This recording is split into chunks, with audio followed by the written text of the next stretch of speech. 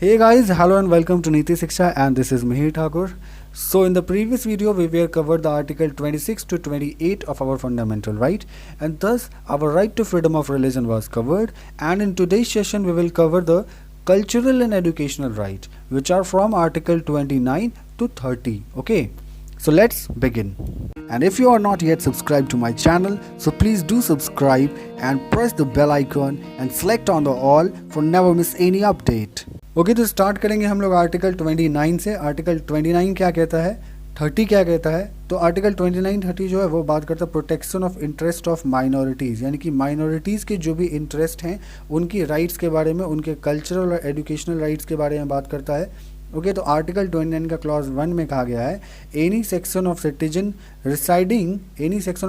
Residing in territory of India और any part of there have a distinct language, script और culture of its own shall have the right to conserve the same। मतलब कि जितने भी section है India में, जितने भी सेक्शन हो, चाहे कोई भी सेक्शन हो, इंडिया के टेरिटरी में अगर कहीं पे कोई रह रहे हैं, खास करके सिर्फ सिटीजन की बात हो रही है, जो सिटीजन नहीं है उनकी बात नहीं हो रही है।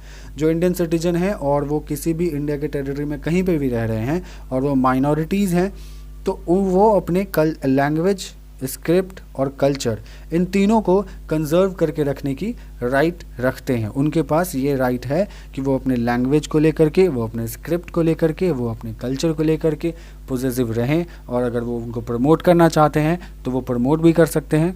ओके, उसके लिए उनको कोई नहीं रोक सकता। जैसे कि आप लोगों ने अक्सर देखा होगा कि लैंग्वेज के बेसिस पे स्टेट्स का भी डिवीज़न हो जाता है। जैसे गुजराती बोलने वाले लोगों को गुजरात मिल जाता है, उन लोगों ने प्रोटेस्ट किया तो उनको गुजरात मिल गया, मराठी बोलने वाले को महाराष्ट्र मिला। तो ऐसे ही करके लैंग्वेज के बेसिस पे भी वो अपने राज्य का जो है पुनर्गठन करवा सकते हैं। तो ये भी उनका राइट्स है, आर्टिकल 29 ही उनको दिया है। तो मतलब कि अगर ऐसा कोई प्रैक्टिस करता है, जैसे लैंग्वेज के बेसिस पे किसी ने कोई प्रोटेस्ट किया, ओके, या कल्चर के बेसिस पर किसी ने कोई प्रोटेस्ट किया या अपनी राइट्स को मांग रहा है, तो वो करप्ट प्रैक्टिसेस में इंक्लूड नहीं किए जाएंगे। ऐसा सुप्रीम कोर्ट ने भी कहा है और ऐसा संविधान में भी लिखा हुआ है। तो वो करप्ट प्रैक्टिसेस में नहीं होंगे। या फिर कोई लीडर्स भी ऐसा कोई प्रोटेस्ट करते हैं, अगर वो लैंग्वेज के बेसिस पे कोई डिमांड करते हैं या फिर कोई कल्चर के बेसिस पे कोई डिमांड करते हैं, तो और रिप्रेजेंटेशन ऑफ पीपल एक्ट जो 1951 का है उसमें भी लिखा गया है कि ऐसा प्रोटेस्ट करने पर उनको करप्ट प्रैक्टिसेस में नहीं इंक्लूड किया जाएगा, क्योंकि ये उनका एजुकेशनल और कल्चरल राइट है जो कि आर्टिकल 29 उन्हें देता है। ओके, अब आर्टिकल 29 का क्लॉज 2 क्या कहता है वो देखेंगे कि no citizen shall be denied admission into any educational institution maintained by state और received aid out of state fund on ground only of religion, race, caste, language और एनी ऑफ देम। मतलब कि कोई भी सिटीजन जो होंगे, कोई भी सिटीजन इंडिया के, उनको डिनाई नहीं किया जा सकता किसी भी एजुकेशनल इंस्टीट्यूशन में एडमिशन लेने के लिए। ओके, किस किस बेसिस पे? तो रिलीजन के बेसिस पे, रेस के बेसिस पे, कास्ट के बेसिस पे, लैंग्वेज के बेसिस पे, लेकिन सिर्फ और सिर्फ इन्हीं बेसिस पे उनको डिनाई नहीं किया जा सकता। बाकी और किसी बेसिस पे उनको ऐसा है कि एडमिशन के लिए रोका जा सकता है किसी भी एजुकेशनल इंस्टीट्यूशन में। जैसे कि आप कोई वुमेन है, मैन है, तो उनको रोका जा सकता है उनके जेंडर के बेसिस पे। क्या आप ऐसा थोड़ी हो सकता है ना कि कोई मेल कॉलेज है या फिर बॉयज़ स्कूल है तो वहाँ पे मतलब कि किसी फीमेल को एडमिशन नहीं मिल सकता, या फिर कोई फीमेल कॉलेज है या फिर गर्ल्स स्कूल है तो वहाँ पर किसी बॉयज़ को एडमिशन नहीं मिल सकता। ओके, या फिर आपका नंबर कम है, उस कॉलेज के लिए आप उतने एलिजिबल नहीं हो, तो उस बेसिस पे भी आपको डिनाई किया जा सकता है। बाकी सिर्फ और सिर्फ इन्हीं बेसिस पे कि अगर आप किसी रिलीजन के हैं उसके बेसिस पे, या रेस, आपके रंग को लेकर के, या आपके कास्ट को लेकर के, यानी आपकी जाति को लेकर के, या आपके लैंग्वेज की, आप किसी और भाषा के हैं तो आपको नहीं दिया सकता। इन सब बेसिस पे आपको किसी भी एजुकेशनल इंस्टीट्यूशन में एडमिशन लेने के लिए डिनाई नहीं किया जा सकता है। ये आपका फंडामेंटल राइट है। ओके, अब हम देखेंगे नेक्स्ट आर्टिकल। तो जैसा कि हम लोगों ने देखा आर्टिकल 29 में, वहाँ बात हो रही थी कि किसी भी सेक्शन ऑफ सिटीजन, माइनॉरिटीज़ जो होंगे, या फिर जो लिंग्विस्टिक माइनॉरिटीज़ हो या फिर रिलीजियस माइनॉरिटी हो। तो लिंग्विस्टिक माइनॉरिटी और रिलीजियस माइनॉरिटी में क्या अंतर है? जैसे कि लिंग्विस्टिक माइनॉरिटी कैसे, वो लोग जिनकी कोई एक प्रॉपर लैंग्वेज हो, पर्टिकुलर लैंग्वेज हो, उनका पॉपुलेशन जो है देश में कम हो, तो ऐसे लोग लिंग्विस्टिक माइनॉरिटी में आ जाएंगे। अब कोई लोग जिनका रिलीजन कोई फॉलो कर रहे होंगे, कोई रिलीजन को प्रैक्टिस कर रहे हैं और उनका पॉपुलेशन कम हो, तो ये लोग रिलीजियस माइनॉरिटी में आ जाएंगे। तो ये दो तरह के लोगों की बात माइनॉरिटी में की जाती है अक्सर। ओके, तो जब भी माइनॉरिटी बात हो रही है तो इन दोनों माइनॉरिटी की बात हो रही है। तो अभी आर्टिकल 29 में हम लोगों ने देखा कि इन लोगों को राइट्स दिए गए हैं, एक तो एजुकेशनल इंस्टीट्यूशन में एडमिशन्स की, और दूसरी कि वो अपने कल्चर राइट्स को और जो एजुकेशनल है या फिर उनका लैंग्वेज है, स्क्रिप्ट है, उनको कंजर्व करके रख सकें, उनके लिए वो प्रोटेस्ट कर सके, उनको बचाने के लिए प्रोटेस्ट कर सके, ऐसे राइट्स इनको दिए गए हैं। अब हम लोग आर्टिकल 30 में देखेंगे कि ये लोग अपना एजुकेशनल इंस्टीट्यूशंस को किस तरह से चला सकते हैं। ओके, कि मतलब अगर मान लो कोई माइनॉरिटी है, तो माइनॉरिटी ने अपना कोई इंस्टीट्यूशन बनाया, तो इंस्टीट्यूशन बनाने के बाद उसको वो एडमिनिस्टर करेगा, इसकी भी आज़ादी उनको फंडामेंटल राइट्स में दी गई है। तो उसके बारे में हम लोग आर्टिकल 30 में देखेंगे। ओके, तो आर्टिकल 30 बात करता है कि right of minority to establish and administer educational institution, मतलब कि कोई भी माइनॉरिटी है उनके पास राइट है कि वो इस्टेब्लिश कर सकते हैं, मतलब कि बना सकते हैं, या एडमिनिस्टर यानी कि उसको चला भी सकते हैं किसी भी एजुकेशनल इंस्टीट्यूशन को।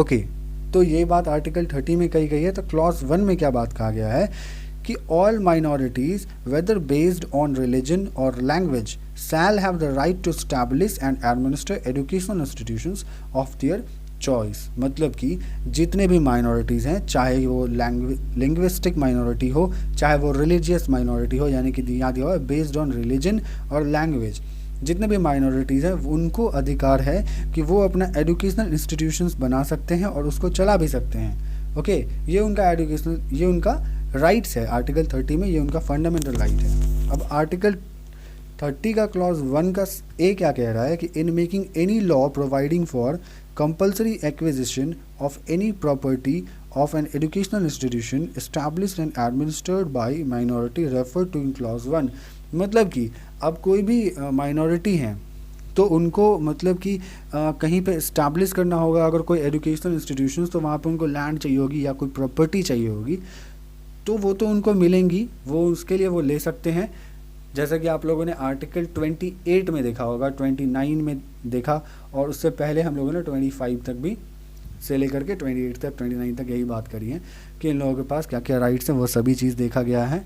और आगे बात यहाँ कर रही है कि अगर वो कोई इस्टेब्लिश करना चाहिए एजुकेशनल इंस्टीट्यूशंस, तो वो कोई लैंड या कोई भी बिल्डिंग्स या फिर किसी भी तरीके का प्रॉपर्टी तो हायर कर ही सकती है। और अगर मान लीजिए कि वो प्रॉपर्टी स्टेट उनसे वापस लेती है, मान लीजिए स्टेट है, अब स्टेट को कहीं पे रोड बनाना है या फिर कहीं पे कोई ब्रिज बनाना है या फिर कहीं पे कोई भी डेवलपमेंट का कोई प्रोसेस या कोई काम करना है, तो उसके लिए उसको लैंड चाहिए होगी। ऑब्वियसली है, लैंड तो चाहिए होगी ना। अगर स्टेट के पास लैंड नहीं है तो लैंड लाएगी कहाँ से, वो तो अपनी कंट्री से लेगी। तो अगर उसको लैंड चाहिए होगी तो वो किसी भी रिलीजियस या फिर एजुकेशनल इंस्टीट्यूशन से लैंड्स या प्रॉपर्टी को अक्वायर कर सकती है। ओके, तो ये आर्टिकल यहाँ पे आर्टिकल 31, ओके राइट, आर्टिकल 31 जो है उसमें कहा गया था कि राइट टू प्रॉपर्टी वाली बात, ओके राइट टू प्रॉपर्टी वाली बात कही गई थी। लेकिन आर्टिकल 31 को जो है 44th अमेंडमेंट एक्ट जो हुआ था, ओके 44th अमेंडमेंट एक्ट हुआ था, कब हुआ था? 1978 में। ओके 1978 में ये एक्ट हुआ था। इसमें क्या क्या कहा था कि आर्टिकल 31 जो राइट टू प्रॉपर्टी की बात करती है उसको डिलीट कर दिया गया।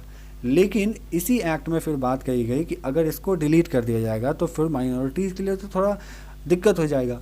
तो इसी अमेंडमेंट में फिर क्या हुआ कि आर्टिकल 30 में ही क्लॉज 1A में ये बात कर दी गई, इसको ऐड कर दिया गया और ये कह दी गई कि अगर स्टेट का किसी भी माइनॉरिटीज़ का या फिर मेजॉरिटी का भी, खास करके माइनॉरिटी का, अगर वो लैंड या किसी भी तरीके का प्रॉपर्टी एक्वायर करती है किसी भी प्रोसेस डेवलपमेंट के लिए, तो स्टेट उसको उसका कंपनसेशन यानी कि मुआवजा देगी जो रेट मार्केट में उस वक्त उस लैंड का या उस प्रॉपर्टी का चल रहा होगा। ऐसा नहीं कि स्टेट आर्बिट्ररी कोई कंपनसेशन दे देगी, यानी कि अपने मन का कोई कंपनसेशन देगी, नहीं। उस वक्त जो भी मार्केट में उस प्रॉपर्टी का जो भी मतलब कि रेट चल रहा होगा उस रेट के अनुसार उसको जो है वहाँ पे कंपनसेशन दिया जाएगा, तो ताकि उनका राइट वायलेट ना हो। ओके, राइट टू प्रॉपर्टी पहले फंडामेंटल राइट था, लेकिन उसको तो अब डिलीट करके एक लीगल राइट बना दिया गया, जो कि मैंने पिछले वीडियो में डिस्कस करा हुआ है कि आर्टिकल 300A में जो है राइट टू प्रॉपर्टी को एज ए लीगल राइट बना करके रख दिया गया था, सेम 44th अमेंडमेंट एक्ट के द्वारा। ओके, अब हम आगे देखेंगे कि नेक्स्ट क्लॉज में क्या बात कही गई है। State shall not in granting aid to educational institution discriminate against any educational institution on the ground that it is under the management of a minority whether based on religion or language। मतलब कि state जो है वो कभी भी grant in aid, यानी कि अगर किसी को एड दे रही है या फिर किसी भी तरीके का हेल्प कर रही है किसी भी एजुकेशनल इंस्टीट्यूट्स को, चाहे अगर वो किसी माइनॉरिटी का हो, तो उसमें वो डिस्क्रिमिनेट नहीं करेगी स्टेट, उसको वो इक्वल देगी। अगर वो मान लीजिए किसी रिलीजियस का हो या फिर कोई लिंग्विस्टिक माइनॉरिटी का हो, तो इन दोनों में कोई डिस्क्रिमिनेशन स्टेट नहीं करेगी। दोनों में से किसी भी माइनॉरिटी को अगर स्टेट एड दे रही है या फंड दे रही है किसी भी तरीके का, तो वो इस बेसिस पे जो है स्टेट डिस्क्रिमिनेट नहीं करेगी उस एजुकेशनल इंस्टीट्यूशंस को। तो एजुकेशनल इंस्टीट्यूशंस की जो बात हो रही है माइनॉरिटीज़ की, उनमें 3 टाइप के एजुकेशनल इंस्टीट्यूशंस को डिफाइन किया गया है। एक तो वो जो रिकॉग्निशन और एड दोनों ही स्टेट से ले रही होंगी, ओके, और एक तो वो जो सिर्फ रिकॉग्निशन ले रही होंगी, ओके, लेकिन एड नहीं ले रही होंगी, और तीसरे वो जो ना ही रिकॉग्निशन और ना ही एड, इन दोनों में से कुछ भी नहीं ले रही होंगी। ओके, तो जो ये वाला एजुकेशनल इंस्टीट्यूशंस होगा, ये जनरल लॉ से सिर्फ इससे काम चलेगा। इसका स्टेट का जो जनरल लॉ होगा उसको फॉलो करना होगा। बाकी ये फ्रीली एडमिनिस्टर कर सकती है, ओके, ये फ्री है। लेकिन बाकी का ये और ये दोनों जो होगा, जहाँ पे स्टेट एड देगी और रिकॉग्निशन देगी, या फिर रिकॉग्निशन देगी एड नहीं देगी, ये 2 टाइप के जो एजुकेशनल इंस्टीट्यूशंस होंगे। यहाँ पे क्या होगा कि स्टेट का जो है रेगुलेटरी पावर होगा किन चीज़ों में, कि वो एम्प्लॉयमेंट में रेगुलेटरी पावर लगा सकती है, सिलेबस जो है उस स्टेट अपने अकॉर्डिंग डाल सकती है, या फिर कोई भी नेक्स्ट सिग्निफिकेंट कोई भी काम हो उसको जो स्टेट है वो अपने अकॉर्डिंग कर सकती है। तो ये 3 तरीके का जो है वो एजुकेशनल इंस्टीट्यूशंस को डिफाइन किया गया है। एंड जो चिल्ड्रंस ऑफ द माइनॉरिटी हैं, मतलब कि जो माइनॉरिटीज़ के जो चिल्ड्रंस हैं, उनको भी जो है राइट टू एजुकेशन का जो है अपने लैंग्वेज में, अगर मान लीजिए कोई बौद्ध धर्म से, कोई जैन धर्म से है, या फिर कोई मुस्लिम धर्म से है, उनके जो चिल्ड्रन होंगे उनको अपने लैंग्वेज में एजुकेशन देने का जो राइट है वो भी उनके पास है। मतलब कि अगर कोई भी माइनॉरिटी के कोई चिल्ड्रन है, अगर वो सिर्फ और सिर्फ अपने लैंग्वेज में ही एजुकेशन चाहते हैं, एजुकेशन दिलवाना चाहते हैं अपने बच्चे को, चिल्ड्रन को, तो वो भी दिलवा सकते हैं। ये भी उनका फंडामेंटल राइट है। ओके, तो फाइनली हम लोगों ने सारे आर्टिकल्स को यहाँ तक कवर कर लिया और अच्छे से समझ भी लिया होगा आप लोगों ने। एंड आई होप आपको लेक्चर भी पसंद आया होगा। And if you like the lecture, so please do like, share and subscribe to Niti Shiksha. See you in the next one. Goodbye, take care.